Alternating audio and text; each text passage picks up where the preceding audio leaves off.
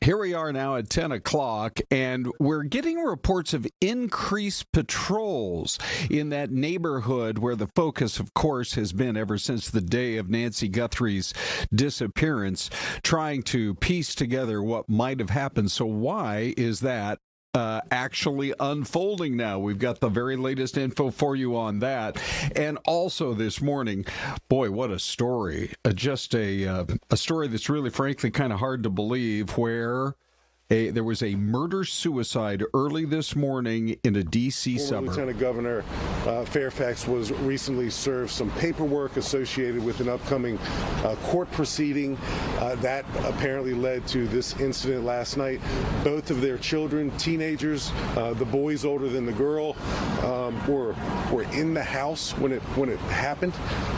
Just absolutely shocking. We're talking about a really prominent politician who was, his career was kind of considered up and coming, that's for sure. Really shocking. So let's see. You know what, Big D? We need to update our poll question. I've been wondering about that this morning. We launched it about an hour ago. I'm sure people have been voting. And so this new poll is out this morning, and it gives President Trump low marks on the economy. What's your take? Now, I believe if you grab the QR code, you'll have a chance to vote on this. And so your options are, I agree with it. He hasn't solved inflation. Gas prices are way too high. Or, hey, he's trying. A peace deal with Iran will drop gas prices soon. And what about the cost of housing? War or not, that has got to get fixed. So thanks for spending some time with us here on Fox 10 Talks. Hey, look who joins, by the way. Syleste, of course, is coming up in a minute, but look, would you get this? We have Danielle. Surprise. Hi, surprise. Okay. Hey, you've been busy today. I got a couple of stories I want to ask you about. In fact, we're going to start with the very latest on the Nancy Guthrie situation. So let me just go ahead and get right to that on VO1. Nancy Guthrie. We're going to go ahead and bring you the very latest information on what's happening in that neighborhood in Tucson.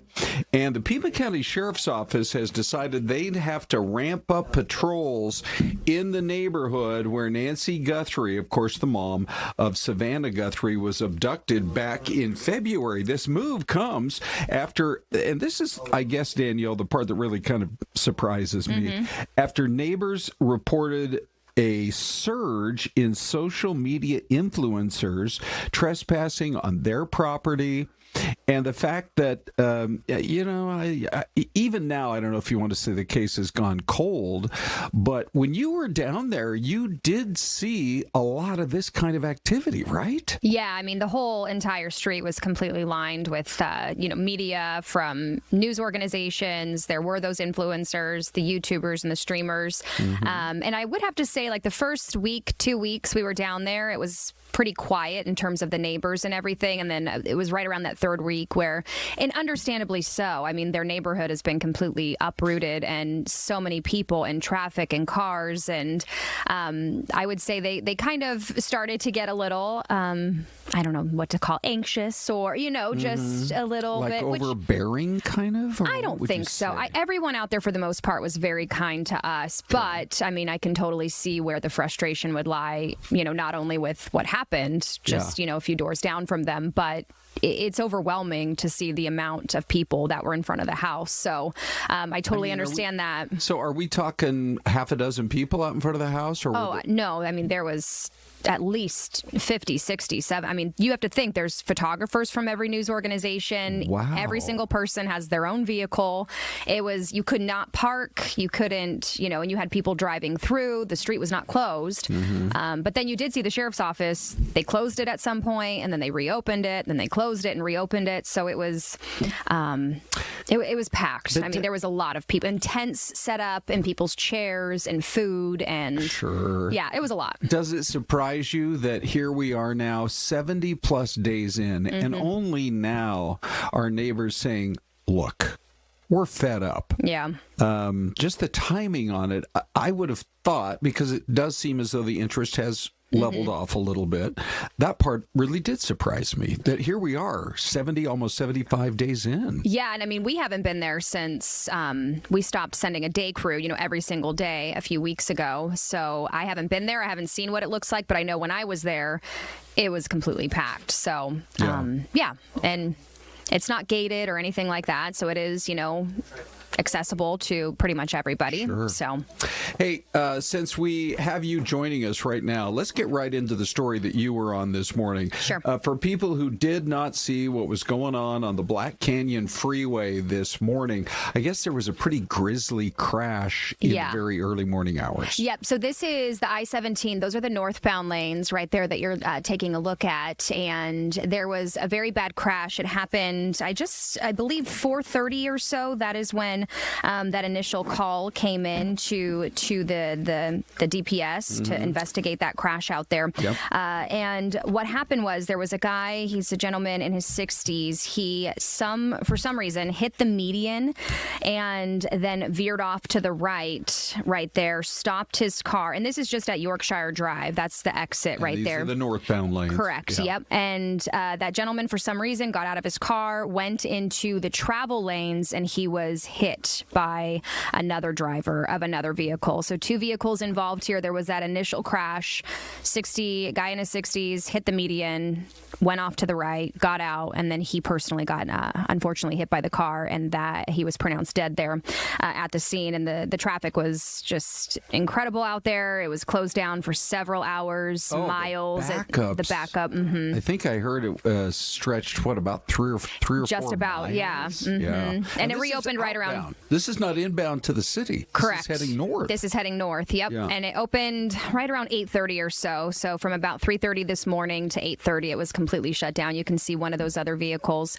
The driver of the other vehicle, we're told, was taken to the hospital. Non-life-threatening injuries, is expected to be okay. That person stayed on scene, was fully cooperating with DPS out there. So still no word on what initially caused that first driver to crash into the median there, but still working on getting those details from DPS. And whenever there's a fatality, obviously the investigative work takes a lot more time. They were about ready to open it, I heard, and then the sign caught fire? Yeah, so if you see that sign right there, that's an ADOT sign. I believe it was warning people about traffic delays going more north. Okay. So this was just alerting drivers. It was already out there. Somehow that sign got hit and knocked over. And this isn't just a tiny little sign. I mean, this is a pretty big sign from ADOT. So then the crews went out there to make it upright and to try to fix it. And then somehow something, I don't know if it was the crane machinery from ADOT or the actual sign itself. Yeah, it caught fire and we saw flames. They quickly got it out. So that wasn't really an issue once they put that fire out. What a crazy ordeal, though. Like the train of events that took place. Yes, and then with the fire, with the sign. And it's a lot. Yeah. Did you hear anything? I'm just, when a vehicle, when you have to exit your vehicle, I don't know if DPS had anything to say in this case or in previous cases. What are you supposed to do? In a case like this, I'm sure the guy was just trying to get out of there and then he gets hit. Yeah, and in their press release to us, it said that he went into the travel lanes. So I'm not sure. I'm not sure what that situation was. They didn't clarify, but they did say that the gentleman did walk into the travel lanes, and that's when he was hit. Wow. So I'm not sure. Maybe he was injured and disoriented from after hitting the median. Just not sure. But I mean, I would... My advice, just if you have to get out, just try to stay, obviously, off the roadway, move off to the right. Right. Okay. Yeah. Wow. All right. So a family's life changed forever with that. Danielle, thanks very much. Yep, you bet. Okay. Also, we pledged to you when this story first came in out of Mesa that we would follow it for you closely. And Syleste, of course, we're talking about Maria Lewis, who was killed on her next door neighbor's front doorstep. And so this morning, there is some new information. According to the county attorney's office, they've actually sent the case back to Mesa PD for additional investigation. Now, the thing is, this actually stretches back to the month of February, and Maria was the middle of the night, and she ends up apparently at the wrong house, knocking on the door, and that home is owned by Dulance Morin, a special agent with the Arizona Attorney General's office, and then he apparently through the window or the door said, "Look, I have a gun," and he says that she said, "I've got one too." He said it was an accident, but really interesting that it's not like they're dropping the case, but I guess they feel like they got to have more info. Well, and I think, you have the doorbell video. You have, I mean, you have a lot of, maybe evidence, I think, that authorities are looking at. And now they've sent it back to the police department. They're saying you need to do a little bit more investigative work. And we'll take another look at it if you come back to us with more info. Okay. All right. So that's the latest. The case is certainly hasn't gone cold. It's not like right now it doesn't look like charges are pending, but they do want them to do additional work. All right. On to Virginia here. One of the more promising politicians to come out of that state in many, many years, unfortunately, was involved in a murder-suicide this morning. We are talking about the former Lieutenant Governor, Justin Fairfax. Police say shot and killed his wife and then himself. Here's part of that news conference. Former Lieutenant Governor Fairfax was recently served some paperwork associated with an upcoming court proceeding that apparently led to this incident last night. Former Lieutenant Governor Justin Fairfax shot and killed his wife inside of their home and then shot and killed himself. So far what we know is probably what you all know, and I don't think it's a secret that there's been divorce proceedings that have been ongoing. From what I understand in this early stage, former Lieutenant Governor Fairfax was recently served some paperwork associated with an upcoming court proceeding that apparently led to this incident last night. Both of their children children, teenagers, the boys older than the girl, were in the house when it happened. So that's horrible news for the family. Certainly a traumatic event for those children to live through. But we know that it all kind of culminated last night when Justin Fairfax shot several times and killed his wife, ran to a different part of the home, and then killed himself. Yeah, just a shocking story. Oh. We'll stay on that for sure. It was absolutely shocking. And you heard the officer say there it was, family who found him. Yeah. Okay, more to come.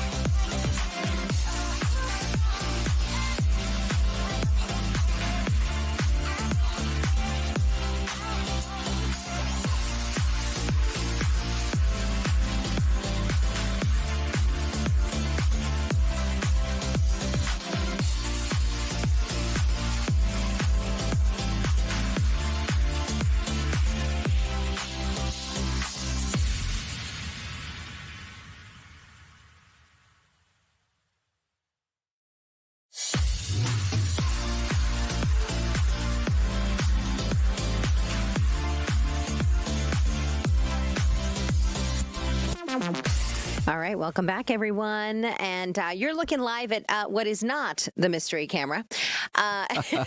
We will have that for you coming up at 10:30. We know we have met plenty of newbies in our chat this morning. And just so you know, we bring up this mystery camera shot of somewhere all around the world. And Dean Fazzini back in live control. He kind of, Ron nor I, we do not know what he's going to choose. Yeah, they keep us in a soundproof booth, Syleste, for, gosh, how long is that? Probably a couple hours before the show? I was thinking so, too.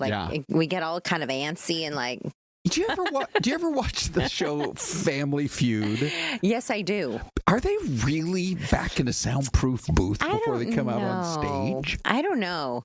But that's a great show. I love that show. Don't you feel smarter or not so much after the show? All I can tell you is I'm laughing right along with Steve Harvey. That guy is amazing. Oh, my gosh. And he has a great date book. When I was single, I read this book that he wrote, and it was on dating. Really? Yeah. I wonder if I still have it at home. My sister gave it to me. Okay, here. We want to say hello to Christopher Levitt. Christopher, you are new to the chat this morning, and we're happy that you're here. Yeah. We're happy you're here. And if you are new to the chat, if you're watching on television on Fox 10 or on Channel 45, you can also go to YouTube and watch us live there and chat. And I'm chatting along with you, along with the other folks here on FTT. This is why we say there's really no other show like this. Yes. Because we can be totally interactive the whole time that we are hanging out with you. By the way, the poll question got fixed. So here's what it looks like. Oh, look at these numbers, Syleste. There you go. Grab that QR code, everybody. New poll given the Perez. Low marks on the economy. What's your take? And wow. Okay, numbers really are moving around. It took us a little while to get it fixed, but guess what? We got it fixed. We got it fixed. Okay. And we had like Marcos in here, like, engineering, running, moving things around and cables and the whole nine. Yeah, I don't know. It's a lot. I don't know. He keeps it all organized in his head, for goodness sakes. Celeste, one of the things about our show is we love the good news stories. We do. We love good news. Now, listen, we can't sugarcoat it. If the news is bad on any given day, it's bad. Yeah, we got to bring it, we're not going to sugarcoat it. We're going to bring it to you. But we have the good stuff, too. Yeah, we do. And this story, I really think this is one of those that has a lot of people talking this morning because there was he's an employee for APS who, and you never know when you're out there on the job when you're going to get called upon. But see the blue circle here? That is a little toddler walking down the street. Look at this APS truck driver over there to the right. I think he sees it. Look at that. Flings the door open. Yeah. The video. Here it is again. Okay. So that's a child. Yes. Running along the roadway. Correct. Yeah. And then you see, we've kind of blurred it out because, they're juvenile. Running down the road, headed straight for that busy street. Now, this time, I think we're actually going to show it here. So there you go. Look at him. He slams that door, and he's like, oh, Celeste, a matter of probably 3 more seconds, and that youngster would have been right out in that crosswalk. Oh, wow. And you had a family member, it looks like her older brother or sister trying to catch the kid, too. Yeah. But sometimes as a mother of 3 kids, your kids take off, and you're just like, oh, my gosh, I got to run after them. And this is in that area just kind of south of the core of downtown. It's 2nd Avenue and Grant. He'd been at a training event. He had some extra paperwork, so he ended up leaving work late. And talk about him, another miracle. Mm-hmm. There is more, in fact, of what he had to say once we got a chance to talk to him. It's pretty cool. Usually drive on that street, and I'm usually headed home earlier than I was that day. I had to do almost a double take. That I was like, am I really seeing this little boy just running north on 2nd here? And for sure, my heart, it sank. I was dumbfounded. Thinking back on it now, I'm not sure if it was God or something, was divine intervention. I don't know, but there was something that day that was off the normal that just put me at that, I guess, the right place at the right time. Just think about, like, when I get home and my son's happy to see me. So, just thinking that that little boy can be happy to see his parents or whoever. No. Is that like so sweet? My gosh. Can we get this guy a raise? Yeah, for sure. Or a bonus or something? Yeah. I mean, just stepping into, this is not a part of the job description. It's part of like being human description. Like he just was helping out. I tell you, what a guy. Really, really something. So yeah, K Turbo 09 says give him a raise. There you go. Right? Let's get some sort of petition, change.org. Give this guy a raise. Remember change.org. Okay. All right. Well, maybe he's already got one because, man, what a story. Okay. Cheers to you, buddy. We have the Pentagon now saying that the blockade of Iranian ports is really working. 90% of their economy is dependent upon the shipping that comes in and out. They send out the oil, they bring stuff in. Yes. And we've shut all that down to put pressure on them to force them to try to make a deal. Yes. And so here's exactly what got said at that news conference. Watching you. Our capabilities are not the same, our military and yours. Remember, this is not a fair fight. Let me be clear. This blockade applies to all ships, regardless of nationality, heading into or from Iranian ports. And we know what military assets you are moving and where you are moving them to. While you are digging out, which is exactly what you're doing, digging out of bombed out and devastated facilities, we are only getting stronger.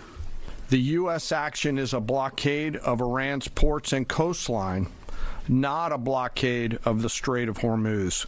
Enforcement will occur inside Iran's territorial seas and in international waters. The math is clear. We're using 10% of the world's most powerful Navy, and you have 0% of your Navy. That's real control, and we have a long track record of dealing with pirates and terrorists. These ships are armed to the teeth with surface-to-air missiles, land attack cruise missiles, anti-ship missiles, anti-submarine rockets, torpedoes, 5-inch naval guns, multiple electronic warfare systems, embarked helicopters, extending the reach and capability of each and every one of these destroyers. But far and away, the most important weapon on board these ships is the American sailor.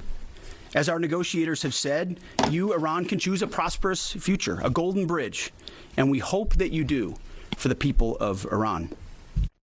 Okay, so these news conferences, Celeste, they happen so early in the morning now, 5 a.m., pretty much once a week, right on time. They don't waste any time. They get right to it. And so we roll on it.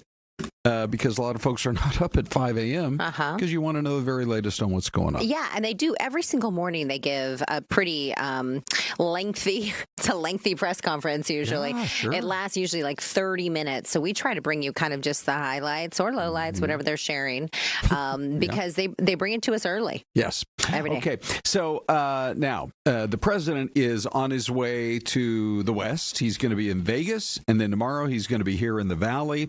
And it's a Turning Point USA event at the Dream City Church in North Phoenix, and Erica Kirk, of course, will be there. She, I think a lot of people are hoping to see her there. I believe she did. She had to cancel her attendance at an event in Georgia earlier this week. So the organization kind of receiving a little bit of heat, but I guess there was, according to the organization TPUSA, there was like a security threat or some security concerns. So, but yeah, it's one of the biggest churches in the Valley, Dream City. Yep. Lots of parking. I think it's free. You just have to sign up and then show up. Yeah. Okay. So then the question becomes, when it comes to the president, let me bring everybody up to speed here on what's going on with his approval numbers. This was a new poll that was just released this morning, Celeste, and his handling of the economy is it's not doing so hot. That's for sure. These sky-high gas prices. 38% of Americans approve of the way he's handling the economy. And you can't help but think about it every single time you pull in to fill up your gas pump. And so this is great because we did get our poll question all fixed up for you guys. So ready? Woohoo! Here we go. The new poll gives him low marks. What's your take? 36% say agreed. He hasn't solved inflation. Gas prices too high. 63%, we're just kind of flipping those numbers around, are saying, look, he's trying. A peace deal with Iran will drop gas prices pretty soon. And we always like to give you a third option, which today is, what about the cost of housing? That was bad maybe before the war. It still looks really tough even after, whenever it does come to an end. All right. You want to take a look at some of those numbers on YouTube? Yes. We have the link. If you want to vote on this, it's at the top of our chat box on YouTube. And you can click on that. It'll take you right to this page. And you can even leave a comment, which Big D loves reading what you have to say. Oh, he does. Yeah. He doesn't skip over one. He reads every single one. And, and he likes it when you keep it clean. Yeah, I mean, does. You can be a potty mouth if you want on YouTube, but he likes it when you keep it clean. We don't want to be potty mouth. We want to just kind of keep. That's why we call it the friendliest chat online. Yeah, we have had potty mouths. Yeah. I mean, we're not going to say that Correct. Never happens, but for sure. All right, now here's a man you'll never hear. You'll never hear a four-letter word coming out of this guy. I can tell you that. Yeah. There are a lot of comments that are a little inappropriate that come in on fox10phoenix.com/poll as well as on YouTube.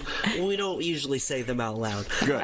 In this case, David Funke, N4Y, says we are swimming into the danger zone for our economy. Sean Mack, 1776, says inflation isn't something to be solved as they would have you believe. It's done deliberately to slow down the overheated economy. And finally, Matthew Miller, 6568, 1968 says high inflation from his tariffs, high gas prices from his war, low job growth from war and tariffs, but the billionaires are making record profits, so who cares? Really interesting and fired up comments, so keep them coming, guys. I mean, there is one thing, Dave, right, that there's one 4-letter F word that we like to talk about in the chat. What is that? That's food. Oh, I thought it was going to be FREE, free. We've been giving away T-shirts. Down. He was like, I don't know where she's going with Dave's it. like, I want, get me off camera. I don't want to be any part of what Syleste is about to say. Hey, it's a PG show. We guarantee you it's all PG right here. If that. PG-13 has changed. Can we just say that, by the way? When something's PG-13, I know. They show more like grown-up stuff now. I know. Well, look at this. We have a mystery cam. Oh, my goodness. Here we are, people. And is that an Arby's? What is that right out in front of something. Or a Casey's? Oh, it's a gas station. Give us your guesses. Mystery cam in 2 minutes.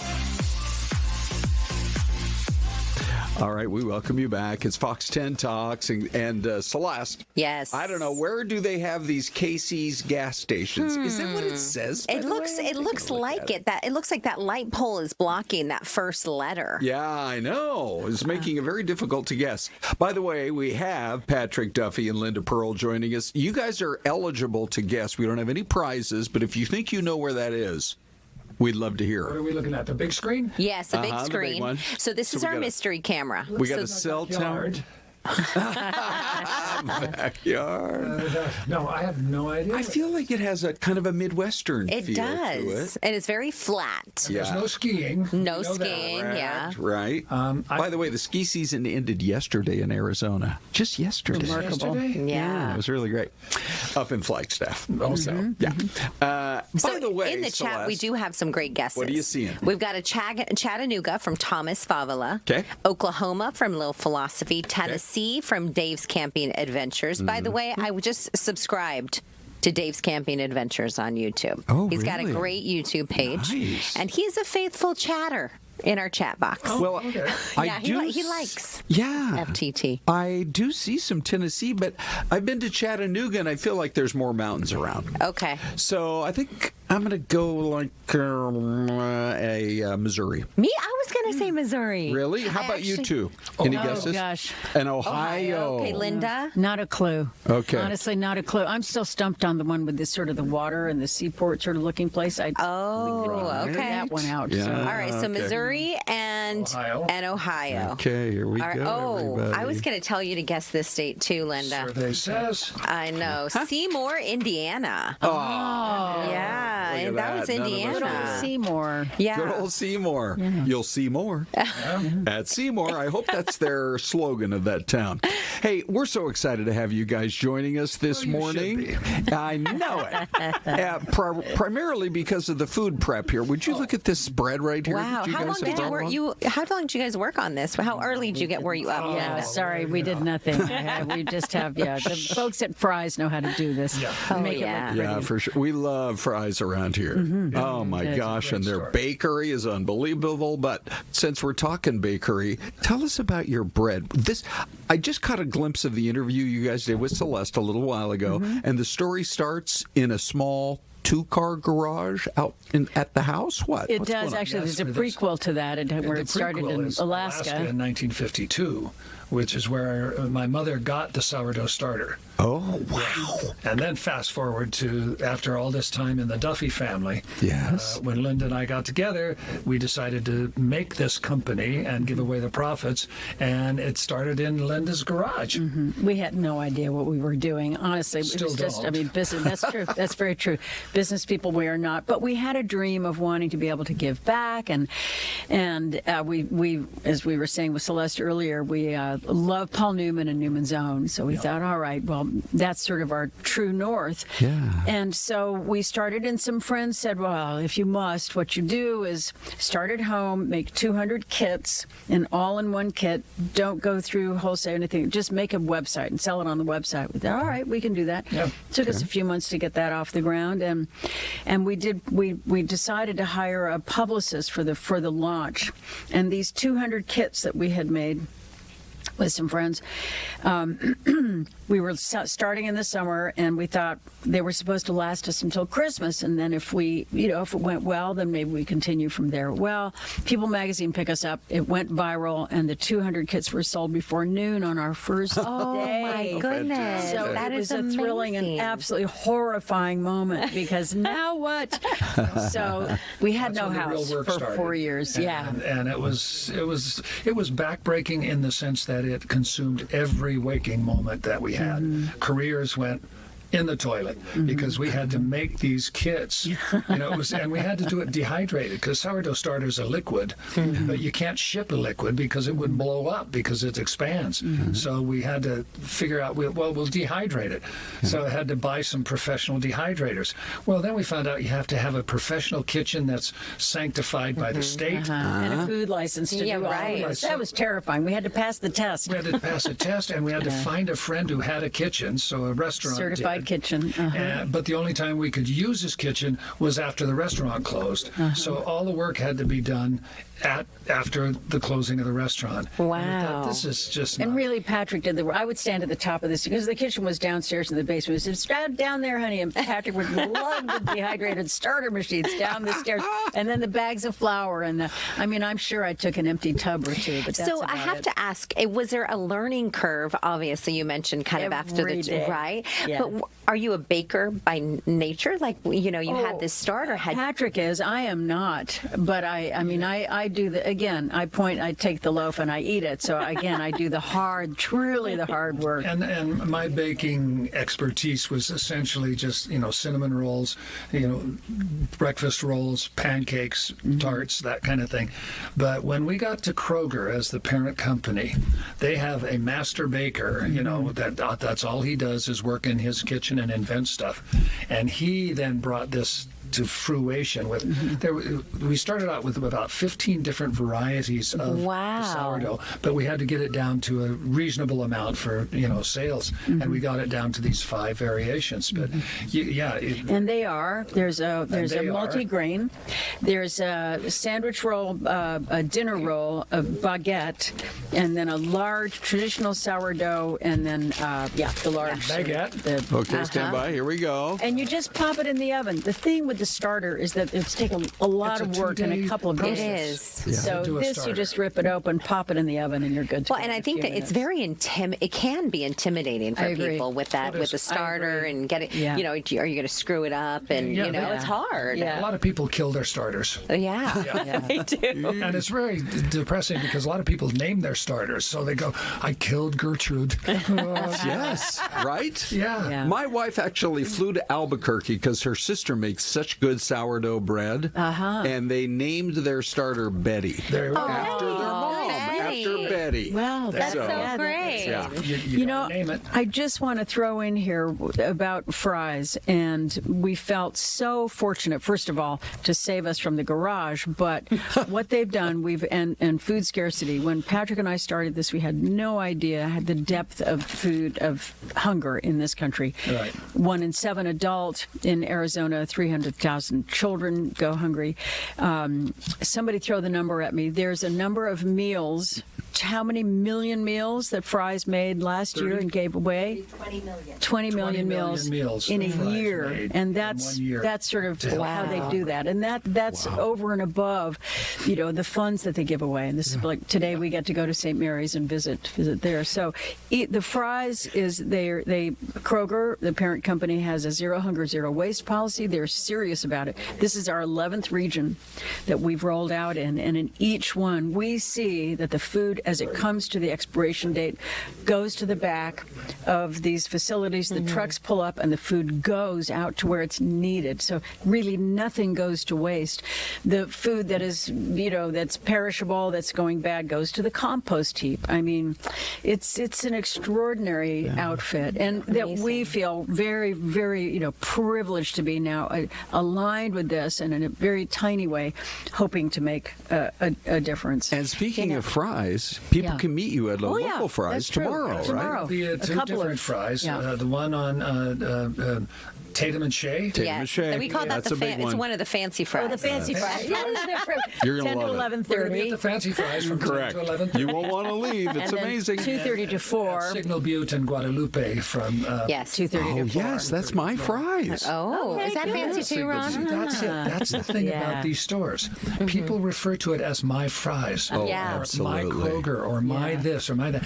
And it's that sense that they're able to generate that feeling of comfort, family, whatever it is. People don't say, I'm going to the Fries. They say, I'm going to my Fries. I'm going to my Fries. Yeah, or the fancy fries. We just have a quick minute left, but I know it's named after your mother and your mother's sourdough. I guess sourdough. What was she like? Because this is a part of her legacy. What was she like? Well, it's a very strange thing because I don't remember it. In my childhood, I just know that I had rolls and pancakes all the time. Growing up in Montana? Yeah, growing up in Montana. But when she got it in Alaska, they drove up and spent a year and a half there, which was another story. But they came back on a boat, and in the boat, it exploded in her suitcase. Oh, wow. So she took a spoon.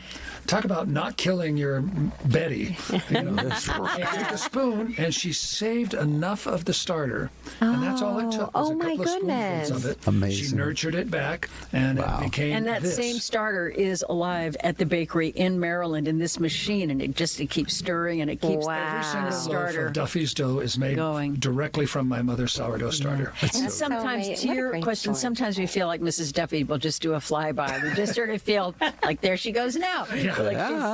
She's like your angel watching over Duffy's dough. Truly think though, for sure. The scope of what, not only where it's at, but also with the purpose of why it's where it's at. It's so great to see you guys launch a whole new career after everything that you've accomplished in your acting careers and be so excited about it. Well, we are. It's such a learning curve for us, truly. Yeah, for sure. And a benefit, a real benefit. Yeah, Patrick, do we really know who shot JR? Larry always had this funny answer to that. He said, Bing Crosby's daughter shot Peter Pan's son because his mother played Peter Pan on Broadway. Okay. Mary Martin. Yeah. And Mary Crosby, Bing Crosby's daughter, would play the part of Kristen on Dallas. And Kristen shot J.R. I know. Yeah. Did you ever hear stories from across America? I can just tell you, I remember that night. All those years ago, I was working in Spokane, and it was like the city shut down. Yep. There were Who Shot JR parties all over the country. I bet you heard some stories. The best story I heard was a cross-country flight. The pilot came on the over thing, and he just said 3 words. He said, Kristen did it. And the whole plane... Fantastic. And it was free drinks, and it was a party. It was free drinks. Yeah, he just said That's those 3 words. awesome. So yeah, it was, Wow. It was an event, that's for sure. That is amazing. All right. Well, we have sure enjoyed our time with you guys. Celeste, look, we got napkins. We do. I don't know. Are we going to be we able do. to Yeah. chow down here? So, Yes. you know, there are all these yummy things at Murray's at Fry's that you can pair with this. Hot honey, I have to say, is one of our favorites. Okay. Yes. Yeah. The rhubarb strawberry jam is pretty good. But you can go sweet to And savory. great cheeses right Yeah. here. Everyone in the chat is loving you both, by the way. They think this Oh, is we gotta amazing. go. But it's been amazing. Come back and see us. Appreciate it Yeah. very Well, much. And you have my permission to talk with your mouth full. Thank you.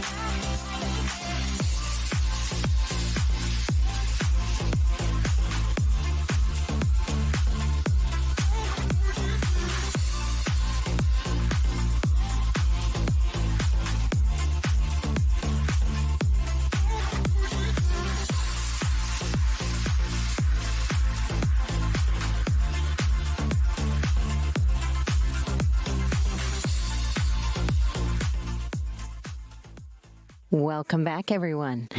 You are looking live at, looks like Santa Monica. Does it not, Ron? Oh, yeah. With that Ferris wheel. It's moving, too, on this Thursday. And you got cars in the parking lot. Right? Yeah. I don't know if I have ever seen it so quiet on the beach. It's like we got a great big beach. Come on, peeps. Let's get going. Maybe people are finally working in California. Hey, we love to make we make Cali jokes. We like to make Cali sweat. Yeah. All right. So welcome back, everybody. Hey, have we got a treat for you? check this out. Hi, Abby joins. Hi, everyone. Good to see you. Okay, so Bella's off today and tomorrow. And we said, Abby, can you jump right in? Yes. She's like, absolutely, I can. Yeah. Good. Glad to have you. It's good to have you here. Are your ears still ringing from the Bruno Mars concert the night before last? Or Actually, yesterday when I woke up in the morning, Yeah. it was a little fuzzy. Yeah. I should have worn some earplugs. I Oh. normally do, but Yeah. This shows you So how far back amazing. I go in the music world. For me, it was Elton John. Yeah. And I do remember waking up the next day, still having a hard time hearing Oh. because, he was rocking it. Yeah, absolutely. There's nothing like, I thought, and I think that's the thing that we miss during COVID. There's nothing like live music. Right, great entertainers on stage, and then you show up in a stadium, and you're with all these other people who are huge fans too, and it's an experience, I think, that is unlike any other. And I was surprised that I had my voice the next day. I know. You were screaming. Yes, it's surprising. Everyone there, like every single one of his songs are hits. Yeah. It was like back to back. I was like, I know this one too. Yeah, good. I have to watch it when I go to a football game. I really do. Yeah. Especially on the bad calls when you really want to yell at the refs. Yeah. If I come in on a Monday, sometimes I learned a long time ago. I heard about you, Ron, at Yeah, games. correct. I've seen those tweets. Let's talk a little bit. If you are ever up in the 6 a.m. hour, you're going to want to join Syleste for her story of the day.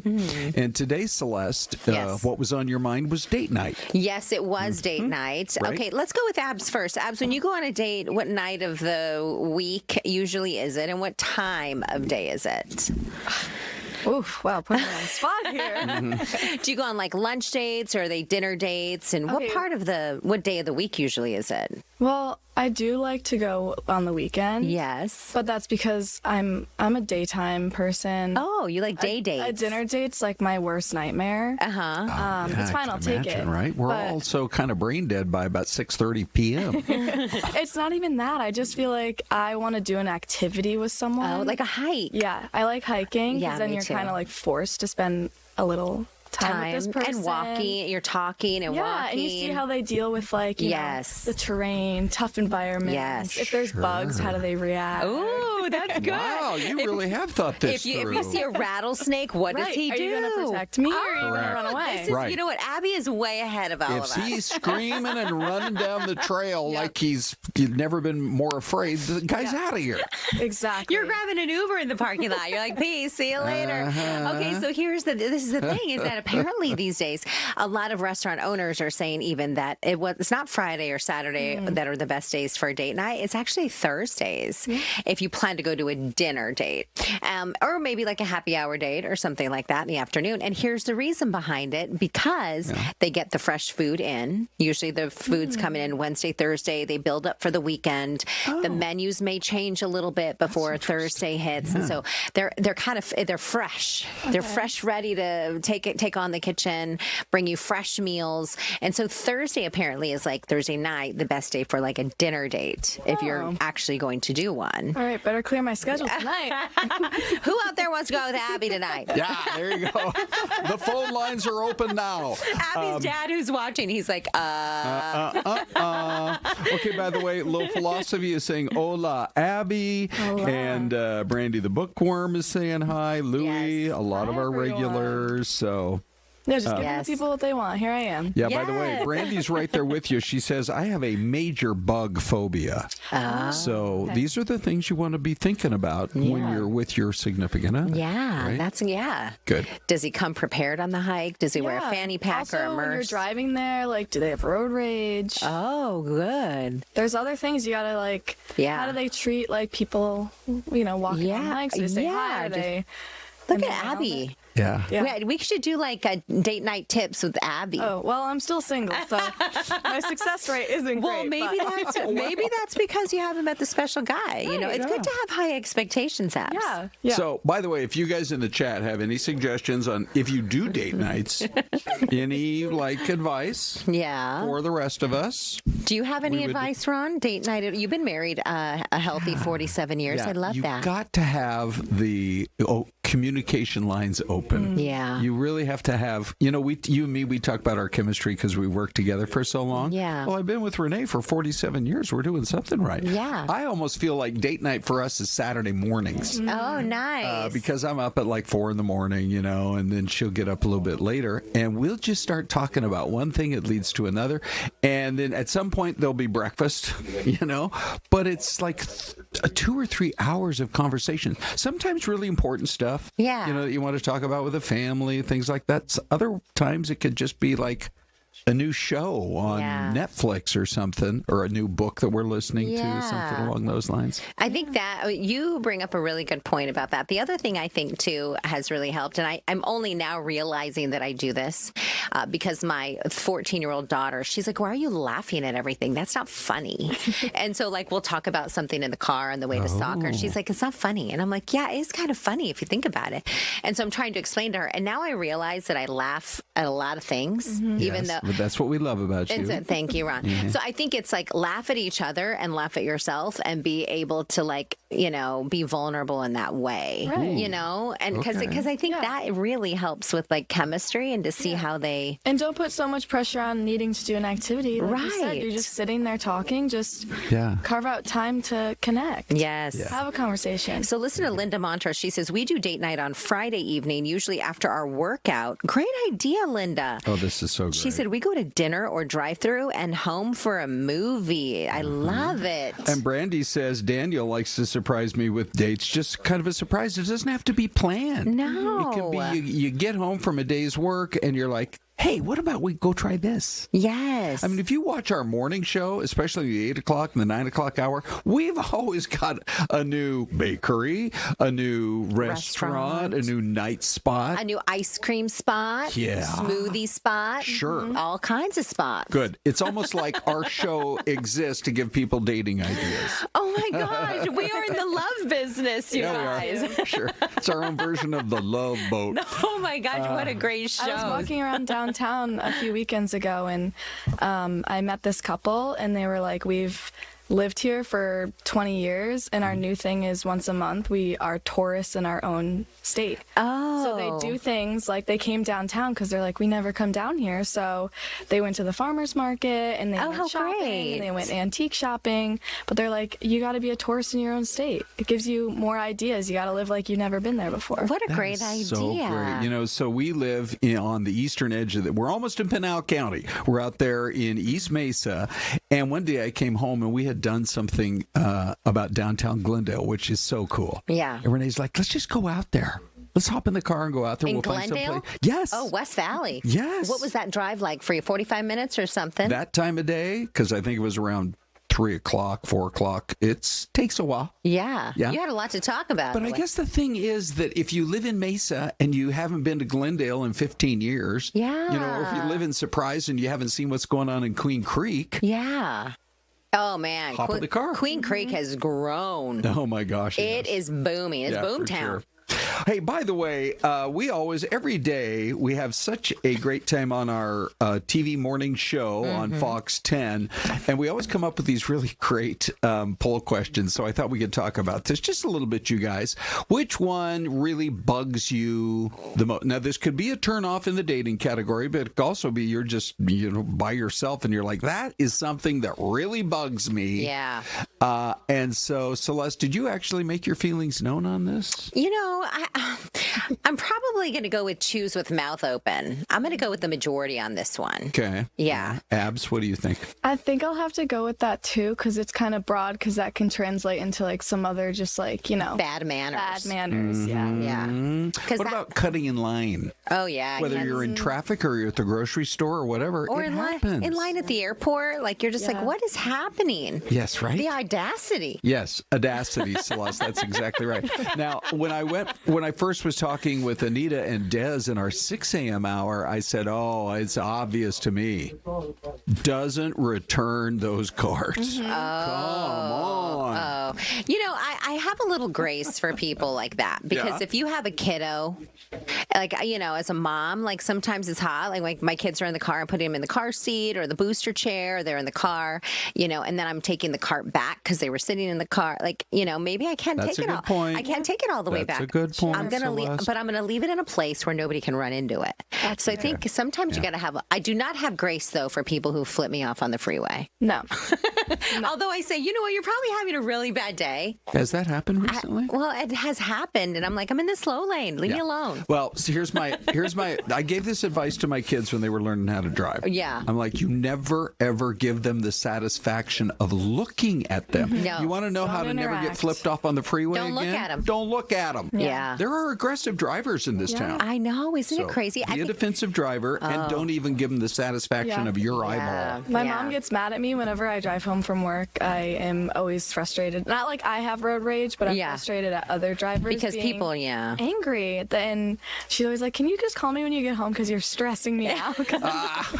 She's probably at home praying for you. She's like, "Okay, Abby, get home safe, sister." I bet that's the truth. Hey, one last story before we go, you guys, and it has to do with. Let me just double check on this. I think we got it here at VO7. Did you see this robot the Chinese developed that then they use in Poland? This is such an international story. They have wild boars in Poland. And so in China, they developed these almost lifelike robots. It's so creepy. And it's totally freaking out the wild boars. Back into the wild you go. I wonder if they had these guys like chasing after burglars in convenience stores. It would be so creepy. Like they would chase him down. Yeah. Oh, and then he stops. He's so like, they're just made for the boars to get rid of them? Or did they what? That's just what they're made for? To run them off? Or do they have another purpose? I don't know. Oh, yeah. We got to call Poland to get that answer, but this guy does look a little weird. I know. I don't know. It just looks a little creepy for sure. But anyway, we're going to leave you with this creepy story on this Thursday. And we are so glad that so many of you joined us. And thank you for spending some time with us. Have a fabulous Thursday. Thanks, Abby.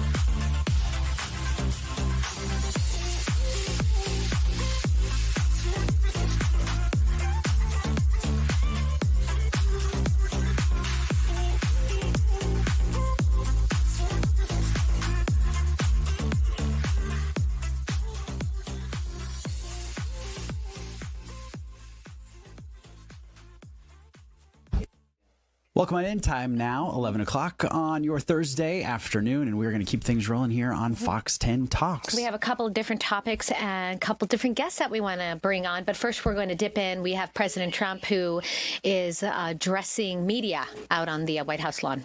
Okay, I don't have ENG-24, so if someone can take it for me, we'll pull that up. We have to make sure that Iran does not have a nuclear weapon, because if they do, you want to talk about problems, you'd have problems. So very important is that Iran does not have a nuclear weapon, and they've agreed to that. Iran's agreed to that, and they've agreed to it very powerfully. They've agreed to give us back the nuclear dust that's way underground because of the attack we made with the B-2 bombers. So we have a lot of agreement with Iran, and I think something's going to happen very positive. Very complicated subject. It's. I don't think we're waiting. I think we're moving very fast. It could happen pretty quickly. Say it. How long you could sustain the blockade on the Strait of Hormuz? The what? How long you could keep the blockade on the Strait of Hormuz? We're doing very well with the blockade. It's very routine for us. The Navy is incredible. And I think the blockade is doing very well. It's no ship is even thinking about entering. No ship is going past our Navy. Why are you fighting with the Pope? And are you worried it's upsetting your... No, I don't. I have to do what's right. The Pope has to understand that. Very simple. I have nothing against the Pope. His brother's MAGA all the way. I like his brother, Louis. I'm not fighting with him. The Pope made a statement. He says Iran can have a nuclear weapon. I say Iran cannot have a nuclear weapon. And if the Pope looked at the 42,000 people that were killed over the last 2 or 3 months as a protester with no weapons, no nothing, I mean, you take a look at that. So I can disagree with the Pope. I have a right to disagree. I have a right to disagree with the Pope. What do you say to people who see that, who see your criticism of the... Look, nothing. I have no disagreement with the fact the Pope can say what he wants, and I want him to say what he wants, but I can disagree. I think that Iran cannot have a nuclear weapon. If they do, the whole world would be at jeopardy. The Middle East will be blown up, and the whole world will be at jeopardy. All right, so you were just listening to President Trump. Of course, the president is going to be right here in Arizona.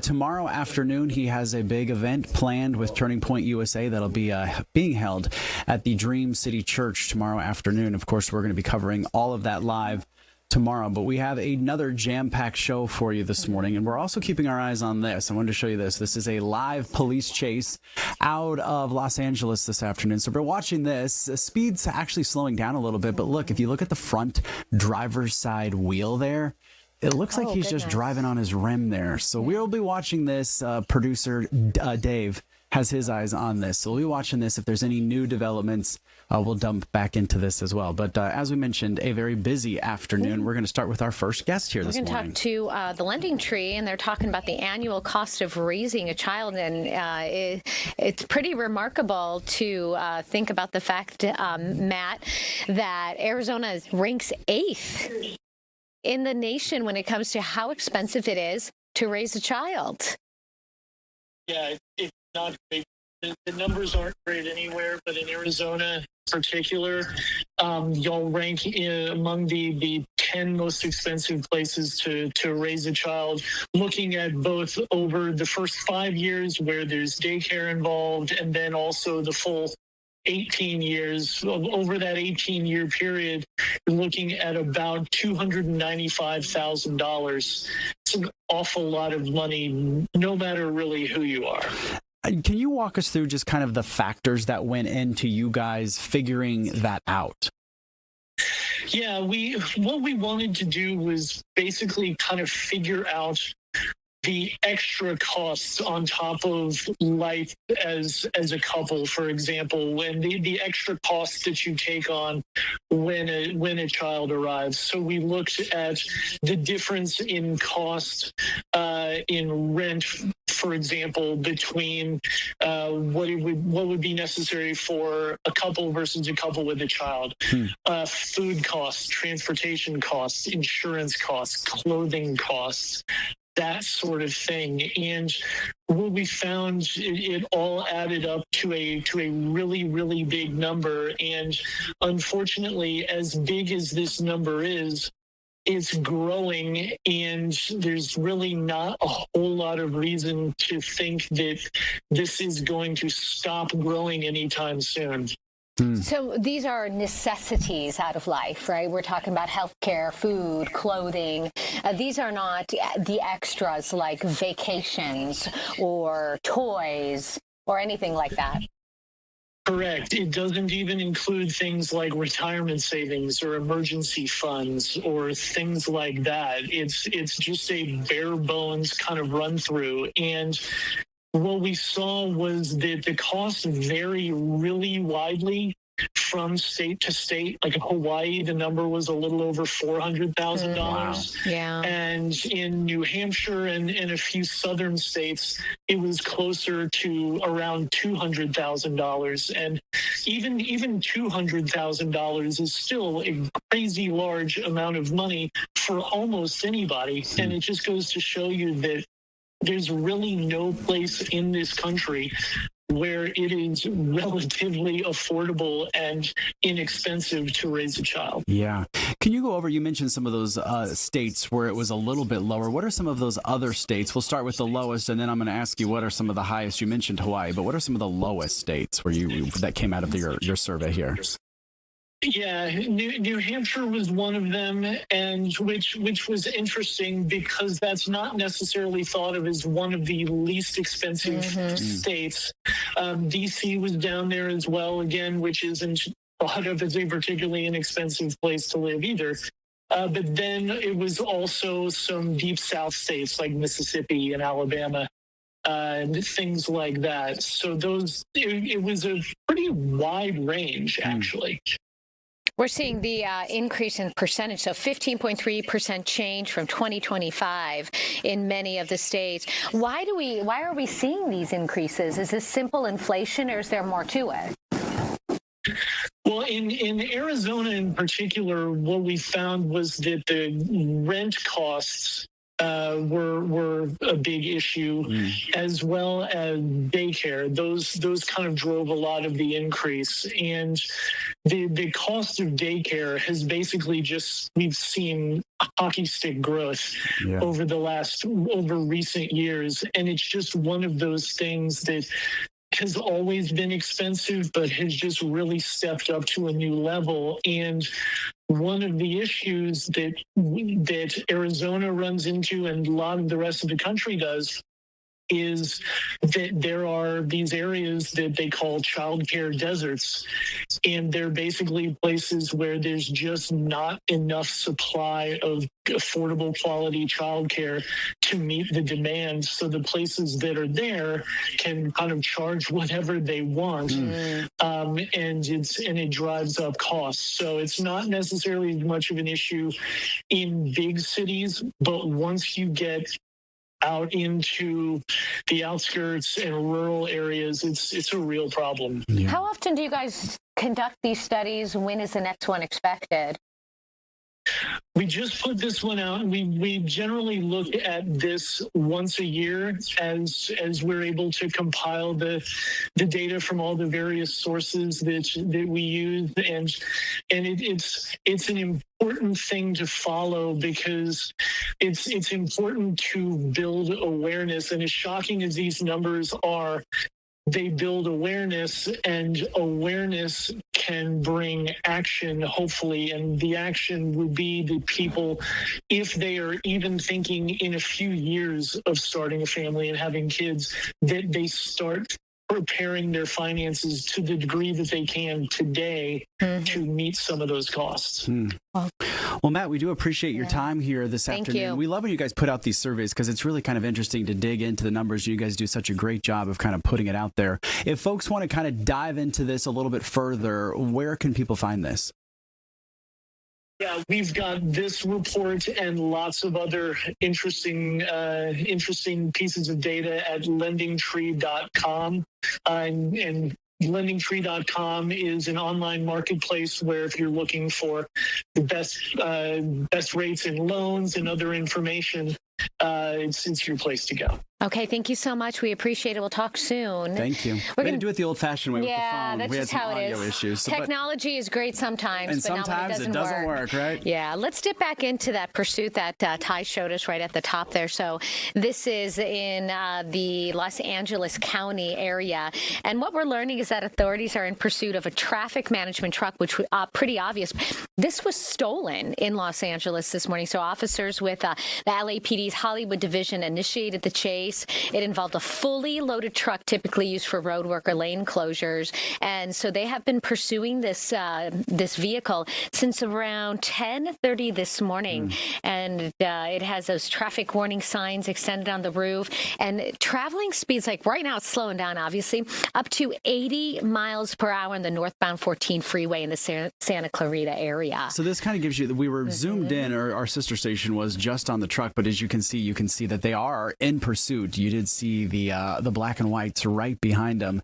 But when we zoomed in earlier, you could clearly see that the front wheel of that truck is completely gone. They're driving on the rim, and that's why I think we're seeing these speeds only in the 40s and 50s on the highway here. You can only imagine the kind of noise that is making and the heat that is probably producing. Wow. I remember seeing one of these years ago, and the guy was driving on the rim, and it actually caught fire just because of the friction. So again, we're kind of watching this out of the corner of our eyes, and as you mentioned, this has been going on for quite a while now. Since about 10:30, and then 10:45, as of 10:45, the truck has been on the 15 freeway with chipped vehicles. So California Highway Patrol following it in the Santa Clarita and Palmdale area.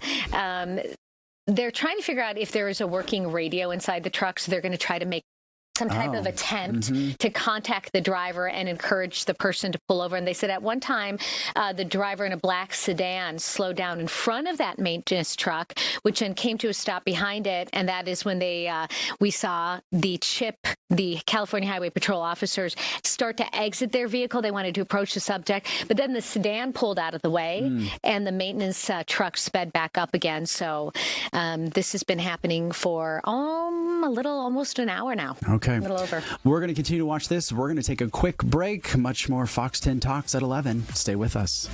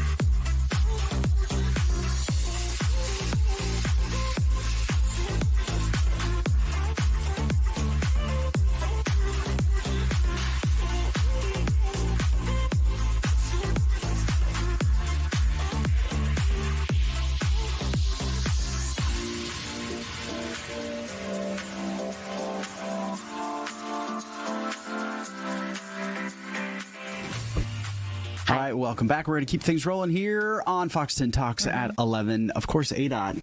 So busy all the time. Yeah, a lot of projects happening. And the latest one, we're being told this work is complete on 3 of 4 concrete piers for the new Queen Creek Bridge. Did I get that right, Garin? You did. So 3 times fast. I know, right? Queen Creek Bridge.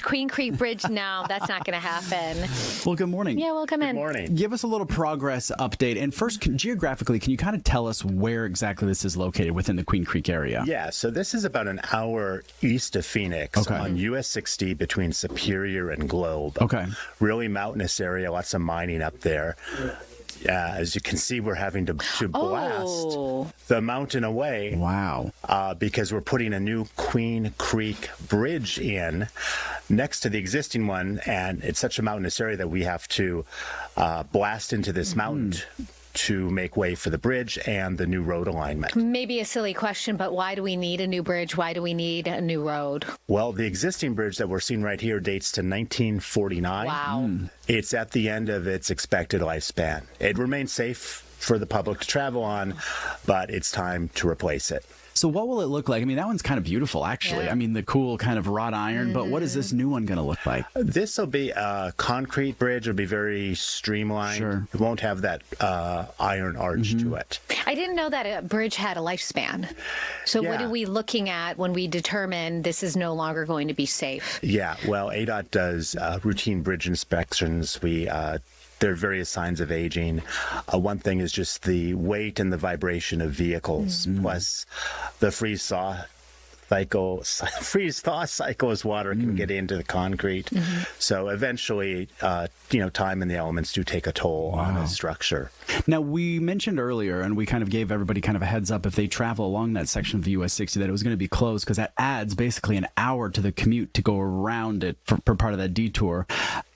When is kind of like the completion date of when this is going to be hopefully all wrapped up? So the project will end sometime in 2028 with all the site cleanup, but we expect to transition traffic onto the new bridge sometime in late 2027. Oh, okay. So we have the third lower portion of it done. What is the next step then? So we're building the piers still. Some of the piers are in place. Some are still needing to go up. Then we have to build the deck itself, pour the concrete that's the driving surface. 68 miles route? Is that what we're looking at right now? 10% grade will be significantly increasing travel time. So this, like Ty said, that closure really will be affecting people. So we're getting a new bridge. That's fantastic. But we also have to be aware of all the closures. Right. Up to 3 days a week, we can have a closure from 9 a.m. to 2 p.m. for blasting and earthwork. Who gets to be part of the blasting team? I literally was just going to say. And how do we sign up to go watch? That is so cool to watch. I don't know. Bring your ear protection. Yeah, right. Have you been out there? I haven't been out there for the blasting. Wow. No. They probably do that how cool overnight. It is. Yeah, look at that. That is kind of cool, though. Can I ask you off the cuff? You probably may not be able to answer this, but the 51, we've been seeing every weekend the closures because of the resurfacing and stuff like that. People I know are wondering like how much longer that will be lasting as well. And if you can't answer that, that's not a problem. That's my project, not my project, but I think it goes on through the summer. Okay. A few more months of it. Yeah, that's more local. So I know a lot of people use that every day. Yeah, they talk about that. They gripe about that one on the weekends. Keep your eye out for our weekend travel advisory because there's going to be plenty of closures left on that project. A lot of growth, happening. Sure. This is exciting. We can't wait to maybe do a live location shoot with you guys. We'd be glad to have you out there. Fantastic. Thank you. Well, it's good to see you. Thank you. Yeah.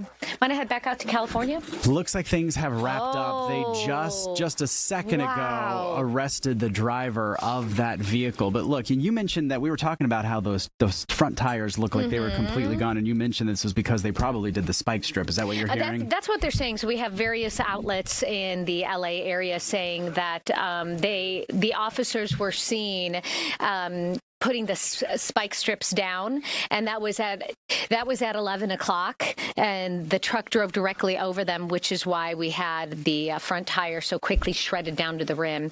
But it does look like they've got someone in custody, and this was a work truck that they stole, right? That they stole, a stolen work truck. So we will continue to keep you guys posted. and see what becomes of this. But man, this was a long chase and finally coming to a peaceful end out there on one of those Los Angeles highways. This is CA 14. I think they said this is like south of the Los Angeles area. You know it's over when that ticker right there says 1 mile an hour. Yeah. Finally came to a peaceful end. So that's the good news.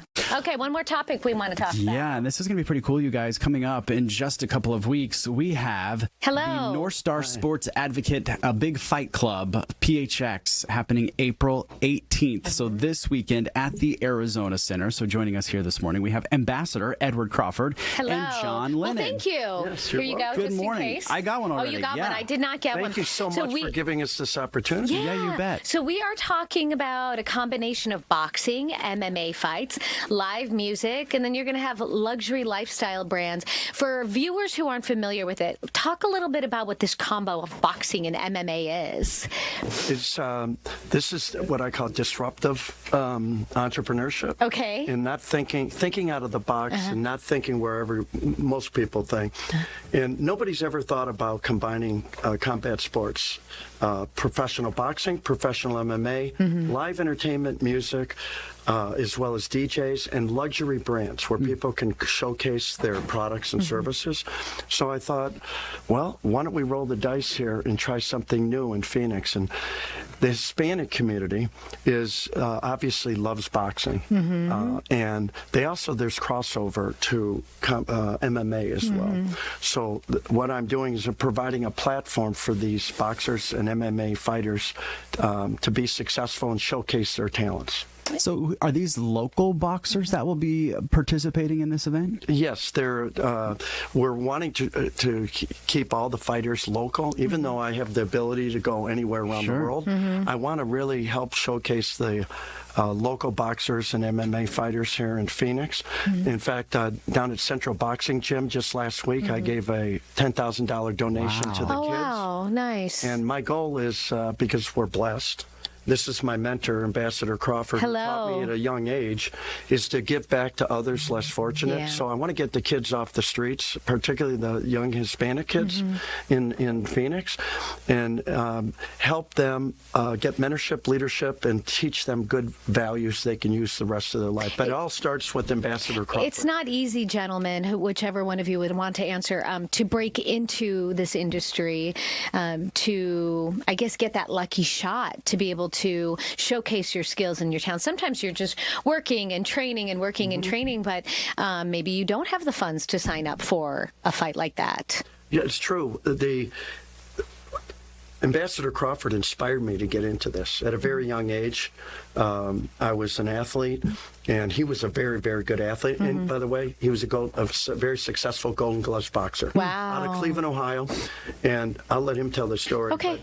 He'll tell you the story. But he inspired me to get into the combat sports at a very young age. Yeah, so give us your story.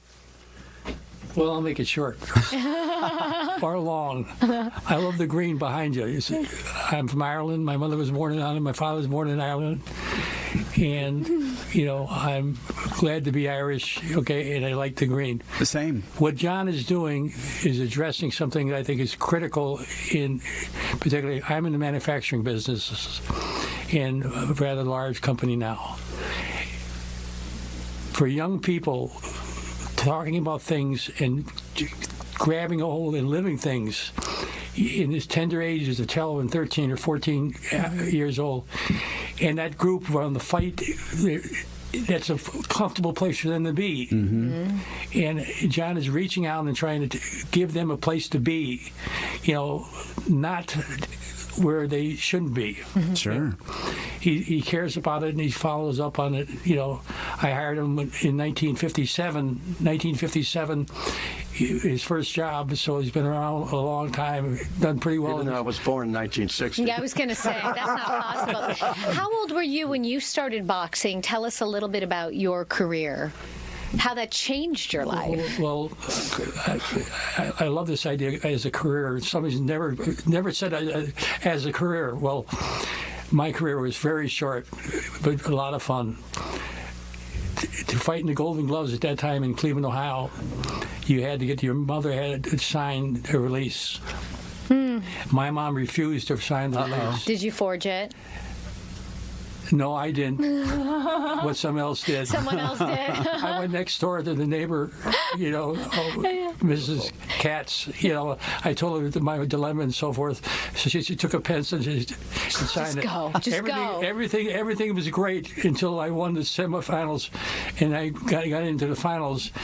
Because and that's what the experience he's offering these people are. It's about them. It's the first time they see themselves as themselves.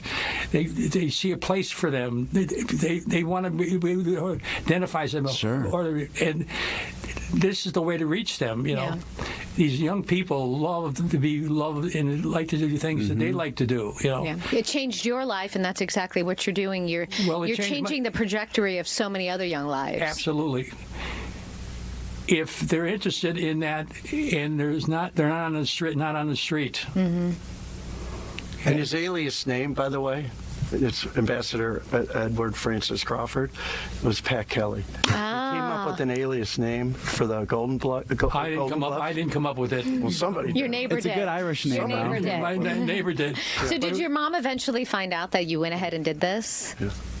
I get into semifinals and I win, and I've been getting out of bed and following my mom had 3 boys, so she was on her Irish attack, and Mom was, and she said, Ed, what are you doing? What are you doing? I love you. You're gonna get hurt tonight.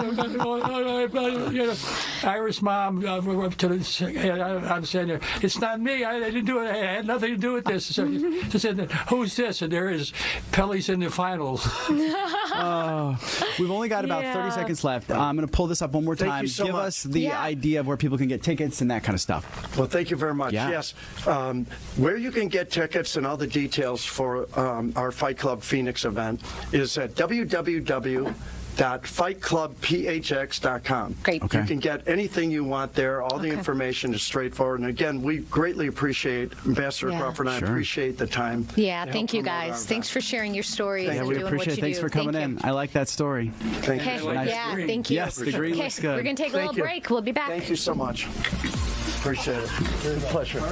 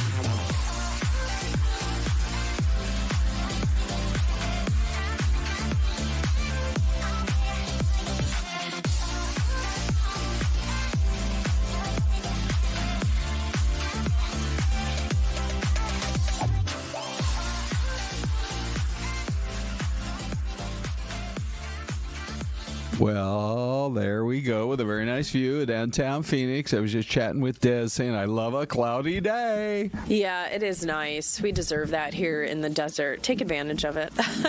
Yeah, right? Yeah, for sure. Okay, so that's what it looks like live. We have a camera from high atop one of the high rises downtown. If you look a little to the left, we've got the Mortgage Matchup Center. A lot of excitement about tomorrow night's game. Ooh, man. Suns have got to win. I still can't believe they lost to the Trailblazers. Yeah, a little surprising, right? And then if you go over to the right, you got Chase Field. Do you know that on this 9-game road trip, the D-backs won all 3 series? That's amazing. Against the Baltimore Orioles, the Philadelphia Phillies, and the New York Mets. Great way to start a World Series run. Yeah, let's That'd be do nice. it. Let's revisit that. Some of our favorite shows we've ever done, Des and me, were that year that we were in the World Series. That was amazing. And that wind tunnel, right? Right. How the wind just was blowing us away. It was Let's see what else Dean has dialed up. Would you look at Yosemite? Holy cow. You know, you see people, you see the videos of people climbing Half Dome. It's quite incredible. You know, across the valley is that main waterfall. I don't know if it's Yosemite Falls or what they call it, but I did hike that a few years back, and it's incredible. I mean, there are places as you're crisscrossing up the trail where the water from the waterfall is spraying right in your face. Oh. It's pretty cool. Oh, that's an experience. Yeah. And it's just a one-day drive to get over there. It doesn't even look real. I know. It really does not in this image. It looks like a painting. Everything is just sitting so still. Yeah. All right. So this is our check-in time. What has your day been like since I saw you last at 7:01 a.m.? It's been great. We were out in Gilbert at Barrio Bagel and Slice. They celebrated a year, opened a year ago. It's Don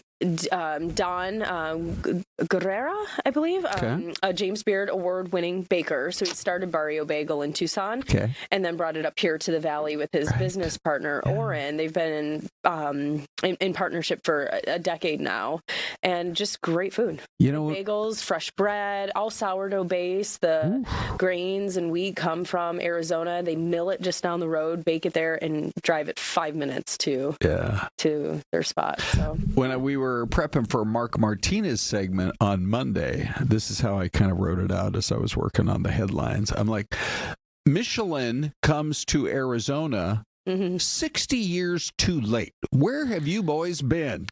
We got 5-star restaurants here. We've had them for like 2 generations. Yeah, we've got some amazing chefs here. So, for sure. Yeah. So there's good food, and they're having a big party tonight to celebrate if you want to head out. Cool. What's their cross streets, do you recall? Are they in the kind of the downtown? On North Arizona Ave in Gilbert. Okay. All right, great. You can find them easy on Insta. And there you go. All right, let's get everybody up to speed on some of the bigger stories of the morning. It was at 3:23 this morning that there was just really kind of a grisly crash on the Black Canyon Freeway, the I-17. The thing about it is it was in the outbound lanes heading north away from the city. Rather than, so frequently in the morning hours, the accidents happen as part of the morning commute. But nevertheless, people were backed up. This is around Yorkshire Drive near Union Hills, but people were backed up all the way to Cactus. Yeah, 3 to 4 mile backup. So that was significant, caused major delays. It was closed for hours. And through our investigation and reporting there this morning, we learned that one person, unfortunately, just did not survive this situation. Just wild that it started with a man who was driving his vehicle, 60s, swerved, hit the median for whatever reason, came across the other lanes, and then decided to get out of his vehicle there on the highway. Oh, yeah. And then was hit. I don't know if it was instantaneously or a matter of a few seconds. Hey, Des, I do want to mention we have 2 live events going on right now. We have, in fact, here, for example, is the president. We're going to stand by. He did speak at the, hang on here, I'm going to get it to you in just a moment. That is going to be on ENG 24. So let me just pop it up. There's Marine One. It's just landed. He's headed out west here. He specifically mentioned, I'm going to Las Vegas and I'm going to Arizona. And so we have plans for extensive coverage tomorrow while he is on his visit to the Dream City Church and the big TPUSA event that'll be happening here. But he spoke very plainly that in his opinion, he thinks they're very close to done and that they have agreed, meaning the U.S. and Iran, on, quote, almost everything.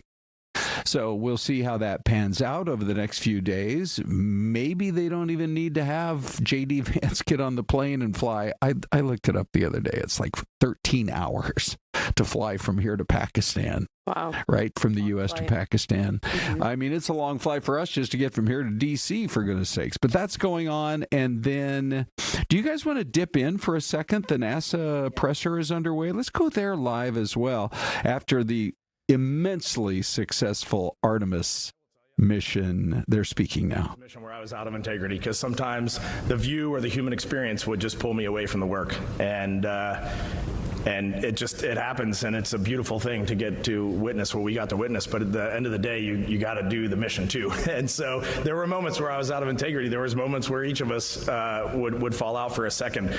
But the coolest part of that word, I was reflecting on last night, like we named that spacecraft integrity, and it just kind of coalesced this thread in the four of us.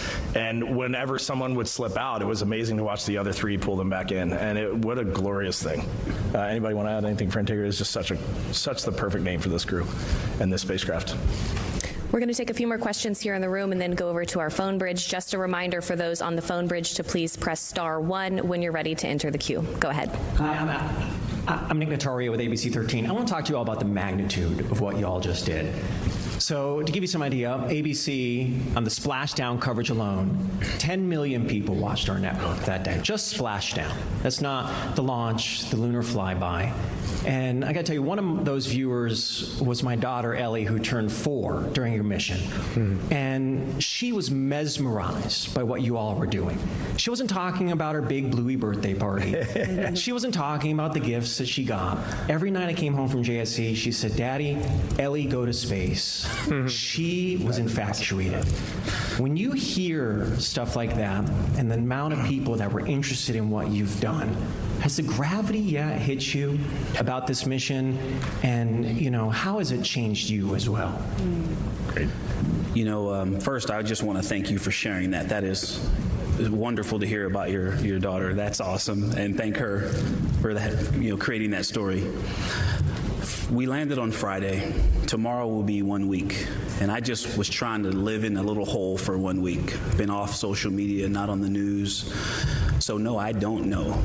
But, my kids have made it pretty clear, my neighbors, and, it's hard to live in a bubble nowadays. I'm trying very hard. But I think it's what I've come to realize is we did what we said we were going to do. Yep.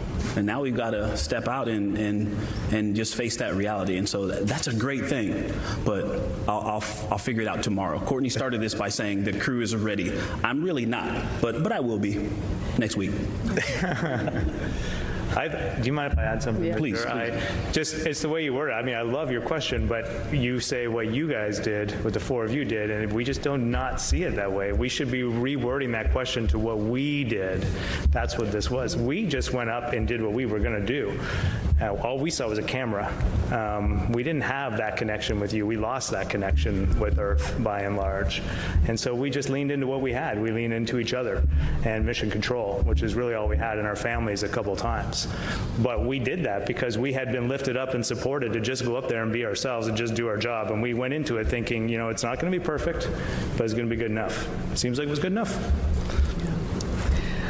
I'll add a little bit, just my personal perspective. When I got back, as someone who doesn't necessarily like attention, I don't like the birthday song being sung to me, any of that. My husband said that before I got back, he had a conversation with my brothers and sisters, and they were like, "Who's going to tell her?" Because we didn't know. And in fact, what we were told, really through talking with the couple times with our families, was that there was an impact. Not necessarily the number of viewers or anything like that, but that there was a positive impact, that it was superseding any lines, any identities that people had.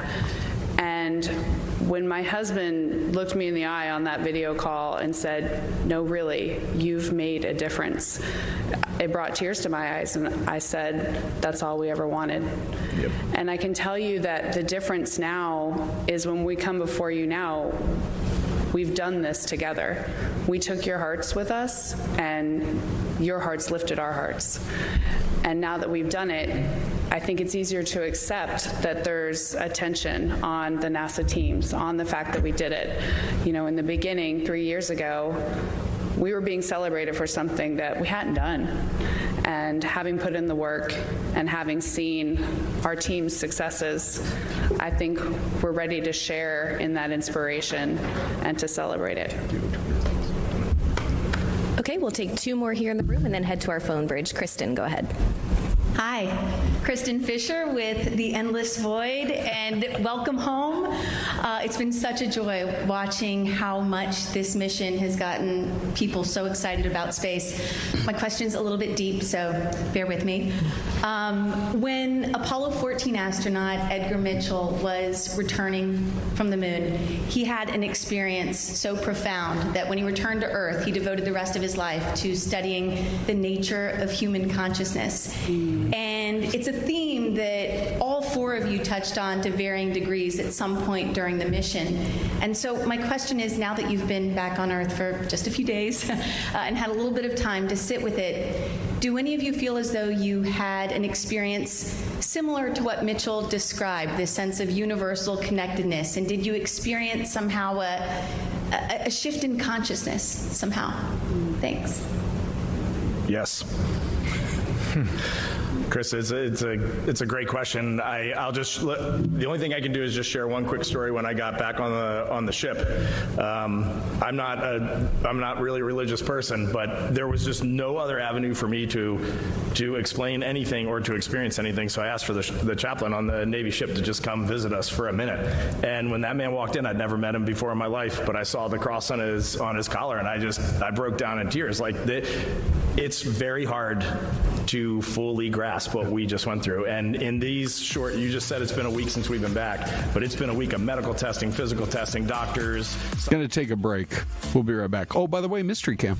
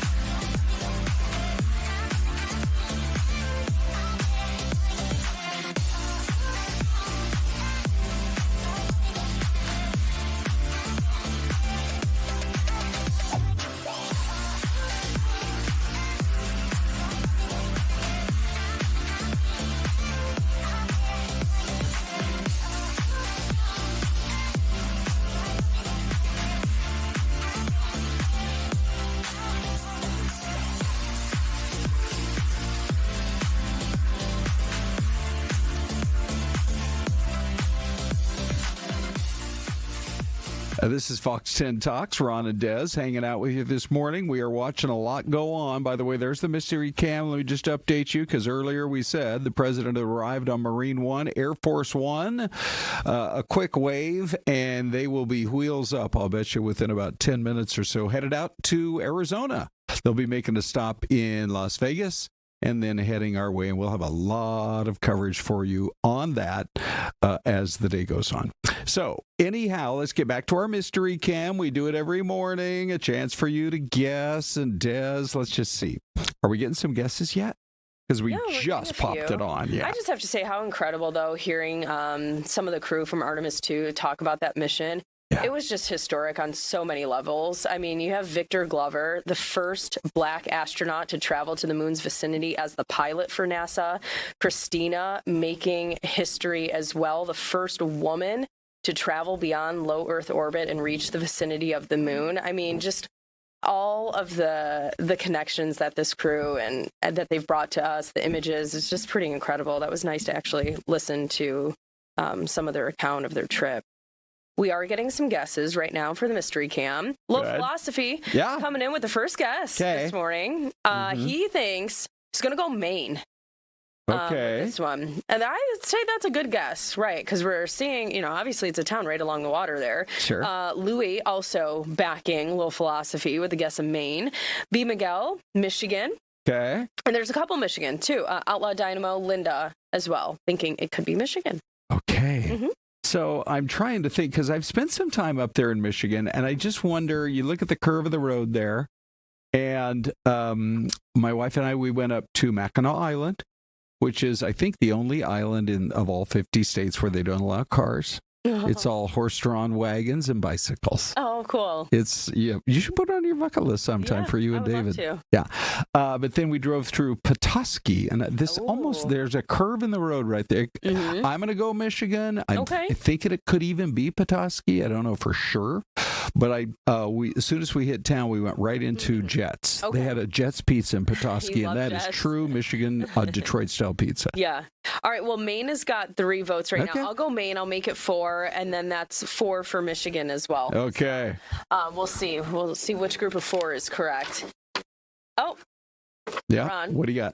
You were right. Is it actual Petoskey? It's Petoskey. I love it. It is. Well, look at that. I do have this, I don't want to call it like a photographic memory, but I have a map stuck in my brain, and I can't get it out. Someone needs to study your brain. Yeah, for sure. Remind me to donate it to the University of Washington. Yeah, donate it to science. Yeah, for sure. In 100 years. Okay, yeah, right. There you go. Hey, Brook Choulet joins us. We are talking about, I think every single person in our audience, you and me both, everybody working on the show, we can relate to some of the things she's going to provide us some tips here, just in terms of basically how to gain more control over your schedule, as she likes to say, to buy back your time. I wonder how that's possible. Yeah. I don't know, but let us in. It's great to be with you guys this morning. Yeah, for sure. Thank you. Yeah. Well, we were just chatting about Dan Martell's book, Buy Back Your Time, and he talks all about creating your perfect week, where you lay out for yourself exactly what you want to be doing and when, and then working backwards to actually implement that into your schedule, because we're all guilty of feeling like our schedules run us instead of us running our schedule. That's really true. Okay, so how do you do it? I mean, you start with one big goal, or like a goal for each day, or a goal for the morning and the afternoon? I mean, how specific do you get? Well, goal setting has its pluses and minuses, right? Because big goals are hard to implement into our daily life. But if we can start with something small, even like I want to move for 15 minutes a day, then actually building into your calendar that recurring meeting that doesn't get knocked off when something else comes up, and putting in that time, it's called time blocking. So for example, if there's a task you really needed to complete tomorrow, you would actually create an appointment in your calendar and block out that time, rather than adding that task to a never-ending to-do list. All right. And how about for parents, especially?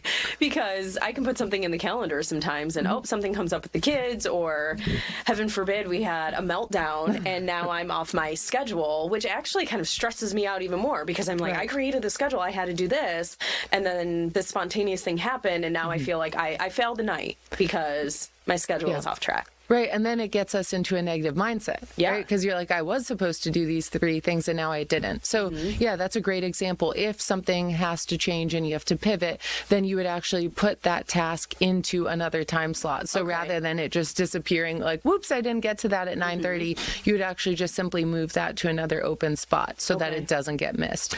Okay, so let me walk through my day yesterday. I told my grandkids I was going to head out to Mesa, pick them up, and we were going to get a little workout in. We have a little community gym.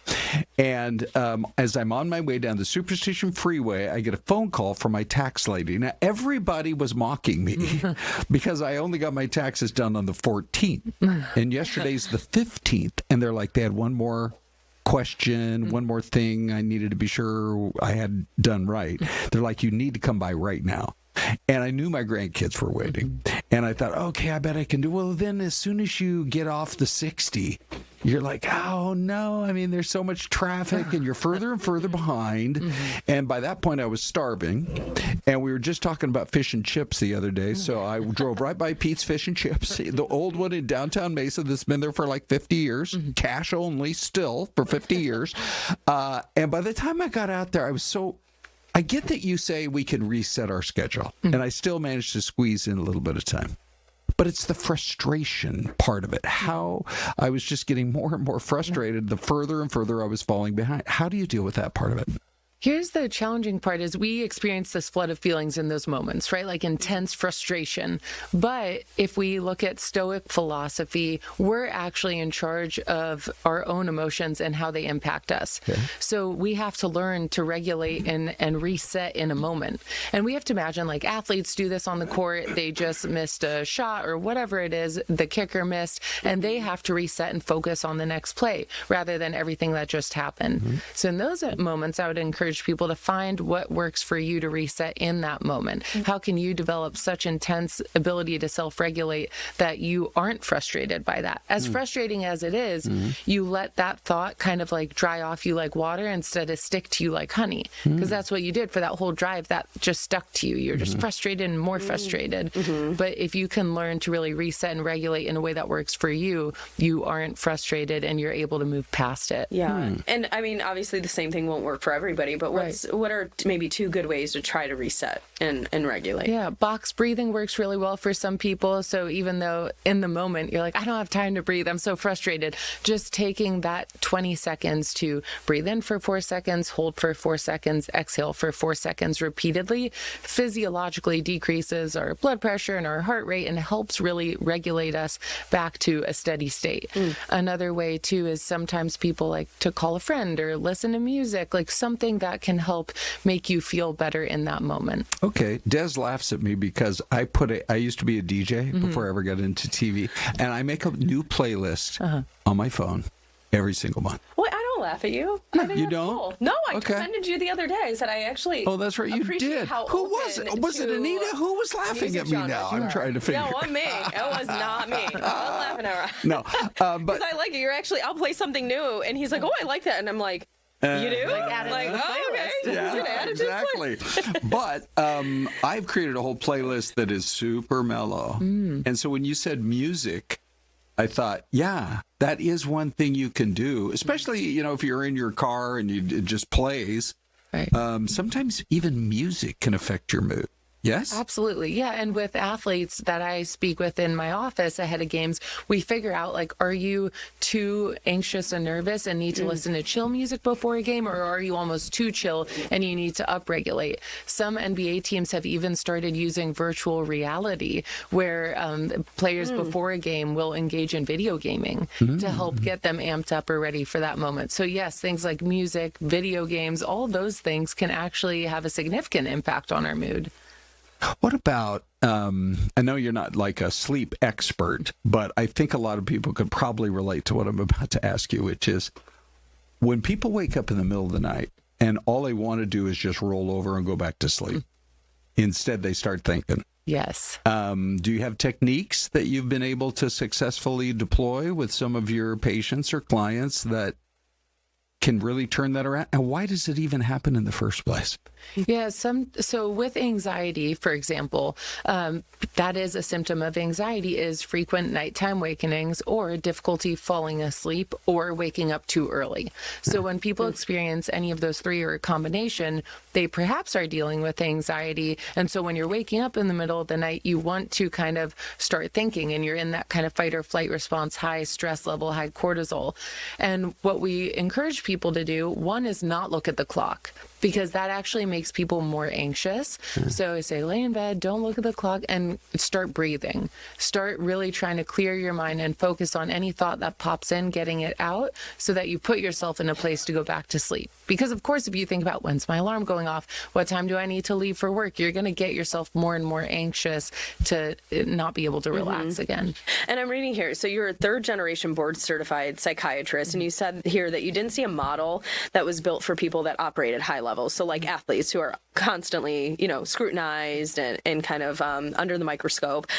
So back to this kind of like to-do list then, what's just an easy sample of maybe how someone, who's busy, high-stakes job, kids at home, can schedule their day out? What does that look like? By the way, we got 1 minute left. Okay. So go for it. I think really just focusing on prioritizing. So people get into a negative mindset when they have multiple things on the to-do list. How can you just take 3 things and put it on the list for the next day and then block out time to do them? Because we're all really good at being like, well, I didn't have time to get to that. And then we lose track of things. And now we have the next day, we have 3 more things we need to tackle. So really setting aside time, finding things that you can outsource to other people that you don't enjoy, whether it's a friend, a child that's getting older and can do chores, really like leaning on your community. Okay. So instead of like trying to fold a load of laundry every single day that someone never gets to, are you saying maybe on Wednesday at 3:00, fold a load of laundry? Yes. And then at least that'll feel like I accomplished that goal instead of trying to take it up. Exactly. Okay. That's an easy example. Or you can be like me and get it like halfway done.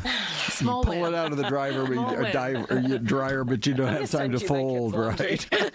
Okay, this has been great, Brooke. We really appreciate it. Yeah, how do folks get in?